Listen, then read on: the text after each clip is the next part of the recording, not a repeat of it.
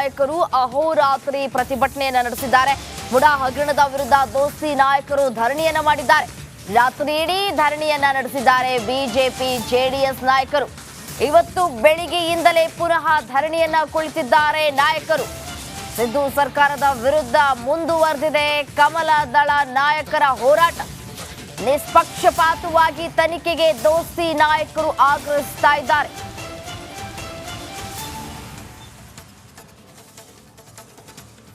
ವಿಧಾನಸೌಧದಲ್ಲಿ ದೋಸ್ತಿ ನಾಯಕರು ಅಹೋರಾತ್ರಿ ಪ್ರತಿಭಟನೆಯನ್ನು ನಡೆಸಿದ್ದಾರೆ. ದೃಶ್ಯದಲ್ಲೂ ಕೂಡ ಗಮನಿಸ್ತಾ ಇದ್ದೀರಿ. ಭಜನೆ, ಹಾಡು, ಡ್ಯಾನ್ಸ್ ಮಾಡೋದ್ರ ಮೂಲಕ ಮುಡಾ ಹಗರಣದ ವಿರುದ್ಧ ನಾಯಕರು ಧರಣಿಯನ್ನ ನಡೆಸಿರುವಂಥದ್ದು. ರಾತ್ರಿ ಇಡೀ ಧರಣಿಯನ್ನ ಈಗಾಗಲೇ ನಡೆಸಿದ್ದಾರೆ ಬಿಜೆಪಿ ಜೆಡಿಎಸ್ ನಾಯಕರು. ಈಗಾಗಲೇ ಬೆಳಗ್ಗೆಯಿಂದಲೇ ಪುನಃ ಧರಣಿಯನ್ನ ಕುಳಿತುಕೊಳ್ಳೋಕೆ ಸಿದ್ದು ಸರ್ಕಾರದ ವಿರುದ್ಧ ಕಮಲ ದಳ ನಾಯಕರು ಹೋರಾಟವನ್ನ ಮಾಡುವುದಕ್ಕೆ ಸಜ್ಜಾಗಿದ್ದಾರೆ. ಒಂದು ಕಡೆ ವಿಂಡೋದಲ್ಲಿ ಗಮನಿಸ್ತಾ ಇದ್ದೀರಿ, ರಾತ್ರಿ ಇಡೀ ಭಜನೆ ಮಾಡೋದ್ರ ಮೂಲಕ ದೋಸ್ತಿ ನಾಯಕರು ಸರ್ಕಾರದ ವಿರುದ್ಧ ತಮ್ಮ ಆಕ್ರೋಶವನ್ನ ವ್ಯಕ್ತಪಡಿಸ್ತಾ ಇರುವಂತಹ ಎಕ್ಸ್ಕ್ಲೂಸಿವ್ ದೃಶ್ಯಾವಳಿಗಳನ್ನ ಗಮನಿಸ್ತಾ ಇದ್ದೀರಿ.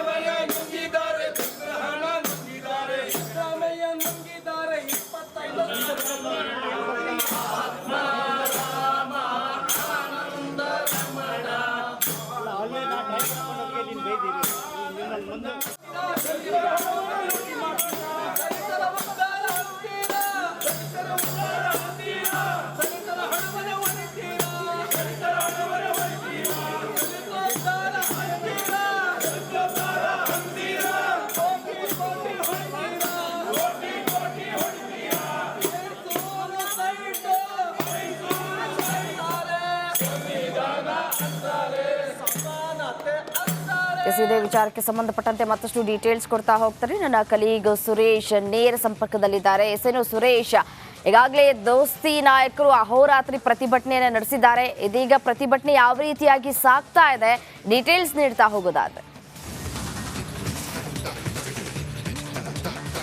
ಹೆಸರಮಯ ಏನು ಅಹೋರಾತ್ರಿ ಧರಣಿಯನ್ನು ಕೈಗೊಂಡಂಥ ವಿಪಕ್ಷಗಳು ಇವತ್ತು ಎಲ್ಲರೂ ಕೂಡ ಇನ್ನೂ ಕೂಡ ಅಧಿವೇಶನದ ಹಾಲಿಂದನೇ ಈಗಷ್ಟೇ ಹೊರಗಡೆ ಬರ್ತಾ ಇರ್ತಕ್ಕಂಥ ಫ್ರೆಶ್ ಅಪ್ ಆಗಿ. ಯಾಕೆಂದರೆ 10 ಗಂಟೆಗೆ ಮತ್ತೆ ಅವರು ವಿಧಾನಮಂಡಲದ ಅಧಿವೇಶನದಲ್ಲಿ ಮತ್ತೆ ಕಲಾಪದಲ್ಲಿ ಭಾಗಿಯಾಗಬೇಕಾಗಿರೋ ಹಿನ್ನೆಲೆಯಲ್ಲಿ ಸದ್ಯ ಈಗ ಎಲ್ಲರೂ ಕೂಡ ಫ್ರೆಶ್ ಅಪ್ ಆಗಿ ಹೊರಗಡೆ ಬರ್ತಾ ಇದ್ದಾರೆ. ಈಗಷ್ಟೇ ಭರತ್ ಶೆಟ್ಟಿ ಅವರು ಮತ್ತು ಮಾಜಿ ಸಚಿವರಾದ ಪ್ರಭು ಚವ್ಹಾಣ್ ಕೂಡ ಆಚೆ ಬಂದಿದ್ದಾರೆ. ನಾನು ಅವ್ರನ್ನ ಮಾತಾಡಿಸುವಂಥ ಪ್ರಯತ್ನವನ್ನು ಮಾಡ್ತೀನಿ ಲೈವ್ನಲ್ಲೇ. ಭರತ್ ಶೆಟ್ಟಿ ಸರ್, ಭರತ್ ಸರ್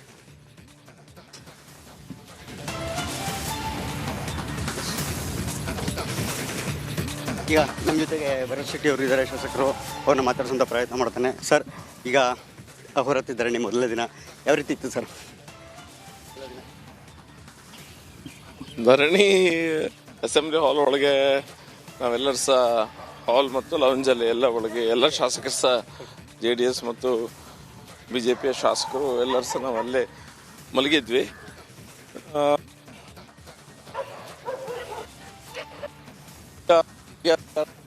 ಸಹ ಎದ್ದು ಎಲ್ಲ ಹೇಳ್ತಾ ಇದ್ದಾರೆ, ವಾಕಿಂಗ್ ಮಾಡೋರಂಥವ್ರು ಮಾಡ್ತಾ ಇದ್ದಾರೆ ಅಷ್ಟೇ. ಈಗ ತಮಗೆ ಮೂಢ ವಿಚಾರವಾಗಿ ಚರ್ಚೆ ಮಾಡೋದಕ್ಕೆ ಅವಕಾಶ ಸಿಕ್ಕಿಲ್ಲ, ಇರೋದೊಂದು ದಿನ ಅವಕಾಶ ತಮಗೆ. ಯಾವ ರೀತಿ ಪ್ಲ್ಯಾನ್ ಮಾಡ್ಕೊಂಡಿದ್ರಿ? ಯಾಕೆಂತಂದರೆ ಎಲ್ಲಿಯೂ ಕೂಡ ತಾರ್ಕಿಕ ಅಂತ್ಯಕ್ಕೆ ತಗೊಂಡೋಗುವಂತಹ ವಿಶ್ವಾಸ ಇಲ್ಲಿ ಜನರಿಗೂ ಮೂಡ್ತಾ ಇಲ್ಲ ವಿಪಕ್ಷದವರ ಮೇಲೆ. ತಾರ್ಕಿಕ ಅಂತ್ಯಕ್ಕೆ ತಗೊಂಡು ಖಂಡಿತ ಭಾರತೀಯ ಜನತಾ ಪಾರ್ಟಿ ಮತ್ತು JDS ಅವರು ಸೇರಿ ಮಾಡಿಯೇ ಮಾಡ್ತೇವೆ. ಅಸೆಂಬ್ಲಿಯಲ್ಲಿ ಮಾತ್ರ ಅದರ ಬಗ್ಗೆ ಯಾವುದೇ ರೀತಿಯ ಚರ್ಚೆಗೆ ಅವಕಾಶವನ್ನು ನೀಡಲಿಲ್ಲ. ಅವು ಯಾವ ರೀತಿಯಾಗಿ ನಮ್ಮ ರೂಲಿಂಗ್ ಪಾರ್ಟಿಯವರು ಚರ್ಚೆಗೆ ಕೊಡಲೇಬಾರ್ದು ಅನ್ನುವಂಥ ರೀತಿಯಲ್ಲಿ ಆಲ್ಮೋಸ್ಟ್ ಎಲ್ಲರ ಮೈ ಮೇಲೆ ಬಿದ್ದ ಹಾಗೆ ಒಂದು ವ್ಯವಸ್ಥೆಯನ್ನು ಮಾಡ್ತಾಯಿದ್ರು. ಅದನ್ನು ನೋಡಿದಾಗ ಖಂಡಿತ ಏನೋ ಅವರು ಮರೆಮಾಡ್ತಿದ್ದಾರೆ ಅನ್ನೋದು ಗೊತ್ತಾಗ್ತದೆ.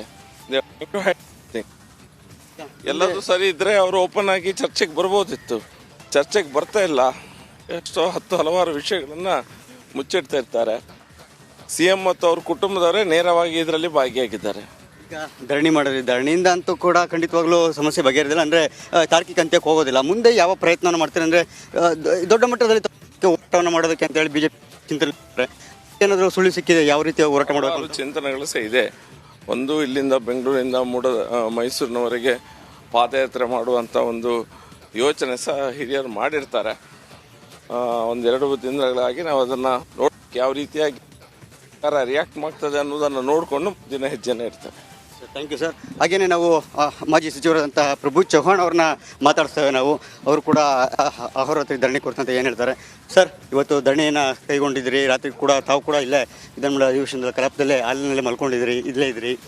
ಇವತ್ತಿನ ಹೋರಾಟ ಇವತ್ತು ಚರ್ಚೆಗೆ ಇವತ್ತು ಮತ್ತೆ ಪಟ್ಟು ಹಿಡಿತಾರ? ಯಾವ ರೀತಿ ಇವತ್ತಿನ ಪ್ಲಾನಿಂಗ್ ಏನಿರುತ್ತೆ ಸರ್ ಬಿಜೆಪಿ ಅವರು? ಸರ್ಕಾರ ಬಂದ ಮೇಲೆ ದೊಡ್ಡ ಹಗರಣ ಆಗ್ತಾ ಇದೆ. ಮೂಢ ಹಗರಣ ಕೂಡ ಎಲ್ಲ ಟಿ ವಿನಲ್ಲಿ ಪೇಪರ್ನಲ್ಲಿ ಬಂದ ಮೇಲೆ ನಾವು ಅಸೆಂಬ್ಲಿ ಒಳಗೆ ಸ್ಪೀಕರ್ಗೆ ಮನವಿ ಮಾಡಿದ್ದೀನಿ, ಚರ್ಚೆ ಆಗಬೇಕು.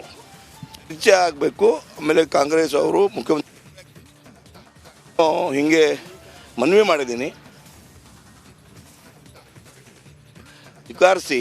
ನಾವು ಇಲ್ಲಿ ವೇಲ್ನಲ್ಲಿ ಇದ್ದೀನಿ, ಸ್ಪೀಕರ್ ಅವರು ಬಿಲ್ ಪಾಸ್ ಮಾಡ್ತಾ ಇದ್ದಾರೆ. ಯಾವ ಕಾನೂನು, ಯಾವ ಸಂವಿಧಾನ? ಹೀಗಾಗಿ ಅವರು ನಮ್ಮ ಸ್ಪೀಕರ್ ಅವರು ನಮ್ಮ ಸಪೋರ್ಟ್ ಮಾಡಿಲ್ಲ. ನಾನು ಏನು ಈ ಮೂಢ ಹಗರಣ ಬಗ್ಗೆ ನಾನು ಒಳಗೆ ಚರ್ಚೆ ಮಾಡಬೇಕು ಇತ್ತು. ಅವರು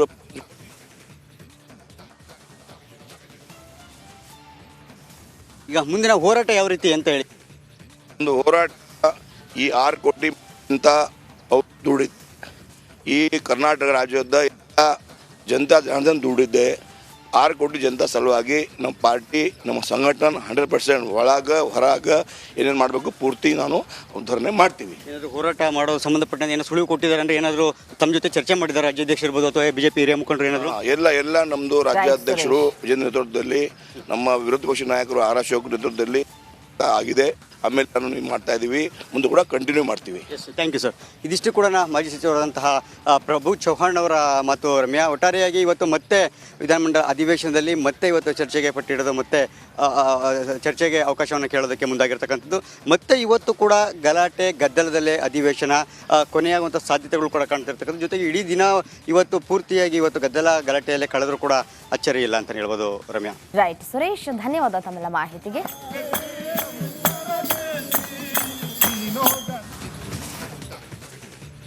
ವಾಲ್ಮೀಕಿ ಹಗರಣ ಆಯ್ತು, ಮುಡಾ ಹಗರಣ ಆಯ್ತು, ಇದೀಗ ಮತ್ತೊಂದು ಇಲಾಖೆಯಲ್ಲಿ ಹಗರಣ ನಡೆದಿದೆ ಅನ್ನುವಂತಹ ಡೀಟೇಲ್ಸ್ ಲಭ್ಯವಾಗ್ತಾ ಇದೆ. ಪ್ರವಾಸೋದ್ಯಮ ಇಲಾಖೆಯಲ್ಲಿಯೂ ಕೂಡ ಬೃಹತ್ ಭ್ರಷ್ಟಾಚಾರ ನಡೆದಿರುವಂತಹ ಆರೋಪ ಕೇಳಿ ಬರ್ತಾ ಇದೆ. ಸ್ಕಂದಗಿರಿ ಟಿಕೆಟ್ ಬುಕ್ಕಿಂಗ್ ನಲ್ಲಿ ದೊಡ್ಡ ಹಗರಣ ಆಗಿರುವಂತಹ ಆರೋಪ ಕೇಳಿ ಬರ್ತಾ ಇದೆ. ಹಗರಣದ ಬಗ್ಗೆ ತಪ್ಪನ್ನ ಒಪ್ಪಿಕೊಂಡಿದ್ದಾರೆ ಅರಣ್ಯ ಇಲಾಖೆಯ ಸಿಬ್ಬಂದಿ. ಡಿಎಫ್ಒ ಬಳಿ ಹಗರಣದ ಬಗ್ಗೆ ಬಾಯಿ ಬಿಟ್ಟಿದ್ದಾರೆ ಸಿಬ್ಬಂದಿ ಸುನಿಲ್. ಸರ್ಕಾರದ ಮೇಲೆ ಇದೀಗ ಸಾಕಷ್ಟು ಹಗರಣಗಳು ನಡೆದಿವೆ ಅನ್ನುವಂತಹದ್ದಕ್ಕೆ ಮತ್ತೊಂದು ಸಾಕ್ಷಿಯಾಗ್ತಾ ಇದೆ. ಪ್ರವಾಸೋದ್ಯಮ ಇಲಾಖೆಯಲ್ಲೂ ಇದೀಗ ಬೃಹತ್ ಭ್ರಷ್ಟಾಚಾರ ನಡೆದಿರುವಂತಹ ಆರೋಪ ಕೇಳಿಬಂತಿತ್ತು. ಅದಕ್ಕೆ ಇದೀಗ ಹಗರಣ ನಡೆದಿರೋದ್ರ ಬಗ್ಗೆ ಬಾಯಿ ಬಿಟ್ಟಿದ್ದಾರೆ ಅಲ್ಲಿನ ಸಿಬ್ಬಂದಿ. ಹೌದು, ಹಗರಣ ಆಗಿದೆ ಅಂತ ಹೇಳಿ ಸುನಿಲ್ ಎನ್ನುವವರು ಬಾಯಿ ಬಿಟ್ಟಿದ್ದಾರೆ. ಡಿಎಫ್ಒ ಬಳಿ ಅರಣ್ಯ ಇಲಾಖೆ ಸಿಬ್ಬಂದಿ ತಮ್ಮ ತಪ್ಪನ್ನ ಒಪ್ಪಿಕೊಂಡಿದ್ದಾರೆ. ದೊಡ್ಡ ಹಗರಣ